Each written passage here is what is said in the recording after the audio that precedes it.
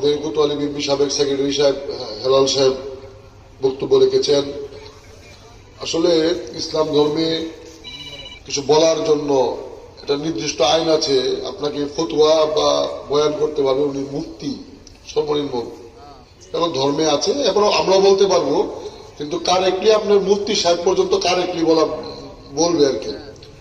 আর এছাড়া আমরা সবাই যদি জানি বলতে কোনো জানলে বলতে বিধিনিষেধ নাই। উপস্থিত আছেন এই ইউনিয়নের সাবেক সভাপতি আলাল ফকির সাহেব, বিএনপি নেতা মুশারফ ভাই, নাজমুল ভাই, হারুন ভাই, এবং যাকে বলা লাগে ধন্যবাদ দেওয়া লাগে হালিম ফকির সাহেব, উনি আমাকে দাওয়াত দিয়েছেন, এই মসজিদের সভাপতি। আমার সম্পর্কে আমার মামা হেলাল সাহেব বক্তব্য রেখে ফেলেছেন। আমি 2-3টে কথা বলবো, কথাগুলো যদি একটু মনোযোগ দিয়ে সবাই শুনি। আমার কথা কি হয়, হুজুররা যেটা বলে এটা আমরা যখন বাড়ি যাই শয়তান আঙ্গুরে বলাই দেয়, আর মঞ্চে যখনই আমরা শুনি গুরুত্বপূর্ণ কথাটাও বাড়ির মধ্যে শয়তান আমাদেরকে মনে রাখতে দেয় না। আসলে শয়তান তো আমাদের সঙ্গে সবসময় চলে। দেখেন, এই বছরের আগস্ট মাসের 5 তারিখের আগে 90% মুসলমানের দেশে ওয়াজ মাহফিলের একরকম বন্ধ হয়ে গেছিল। শত শত আলেম ওলামা জেলখানায়, 2-1 জন যদি ফাঁকে ফুঁকে আসতে পারছে, তাহলে ওইখানে পিছনে 2টা মুজিব কুটুলা লোক দাঁড়ায় আসছিল, হুজুর এটা বলা যাবে, এটা বলা যাবে না, এটা হযরত শেখ হাসিনা বলছে। এখন আমাদের দেশ, আমি বাড়ির মালিক, আমি ভাড়াটি হয়ে গেছি, আমার বাড়ি, আমি ভাড়াটিয়া। এখন 5 আগস্টে তিনি হেলিকপ্টারে উঠছেন, হেলিকপ্টারে তার নিজের আপন দেশে গেছেন, উনি একটা ভালো বাড়ি নিয়ে থাকেন। ওইখানতে বসে বসে মুসলমান যেন আরামে থাকতে না পারে এই জন্য একটা মন্দির ভাঙার কিচ্ছা বানায়, একটা মাজার পোড়ার কিচ্ছা বানায়। আপনি দেখেন মানুষ, আমরা কত, এই যে হিন্দুদের 2টা পূজা গেল, আমি নিজে দেখছি, আমাদের হাফেজ বাচ্চারা লাঠি নিয়ে মন্দির পাহারা দিছে, পূজা পাহারা দিছে। আমাদের কি ঠেকা পড়ছে মন্দির ভাঙার? আমাদের ধর্মে তো কারো মন্দির ভাঙতে বলে নাই।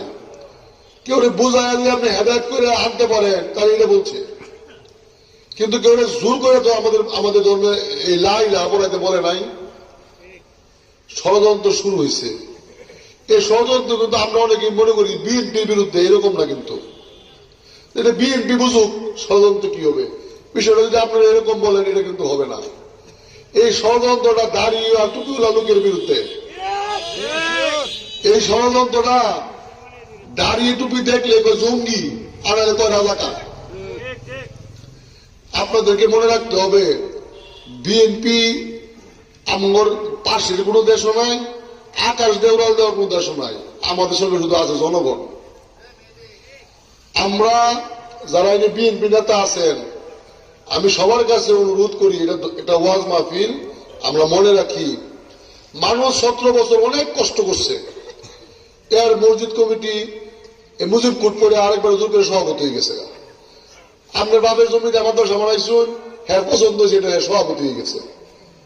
আমরা যেন কেউ দয়া করে, যারা আমরা বিএনপি করি, আচরণটা যেন কেউ না করি।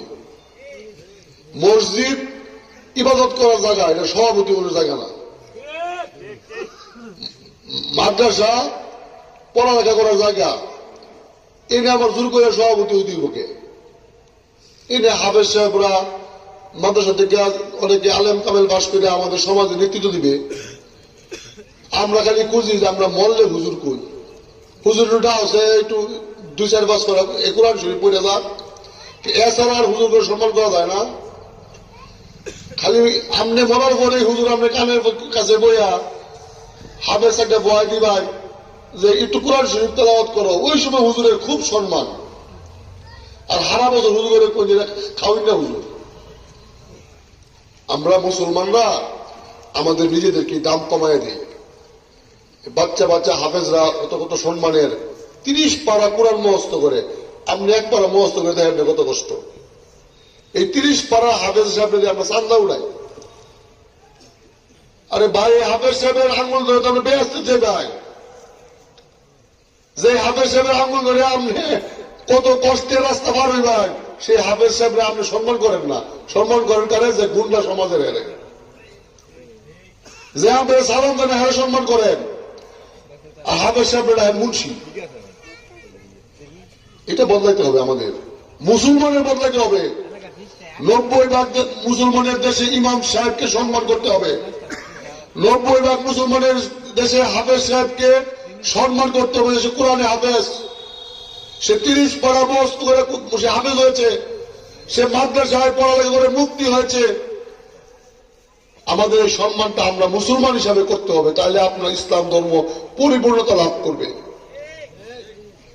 আমরা এই দেশটা আমাদের, আমরা আমাদের মতো দেশ চলবে। আমাদের দেশে আপনি স্বাধীনভাবে ধর্ম পালন করবেন, আপনার দিকে কেউ আঙ্গুল তুলে বলতে পারবে না। আমরা আমাদের ধর্মে অন্য ধর্মকে আঘাত করার কোন নিয়ম নাই। আমার অনেক হুজুররা এখানে উপস্থিত আছে যারা আমার চেয়ে ভালো জানেন, জোর করে কাউকে ধর্মান্তরিত করার সুযোগ আমাদের ধর্মে নাই। এখন আমরা অনেকেই করি, এটা করবেন না। এটাতে কি হয়, আমি এক পাপ করি, আর ওই যে যিনি হেলিকপ্টারে উঠছেন তারা সুযোগ করে দেন করবে লেখা, দেখেন দাদা সব তো কিন্তু বাইরের লোক, ওই দেখায় দেখেন সব কিন্তু বাইরে আছে। অনেক বয় মুরব্বী আছেন এখানে।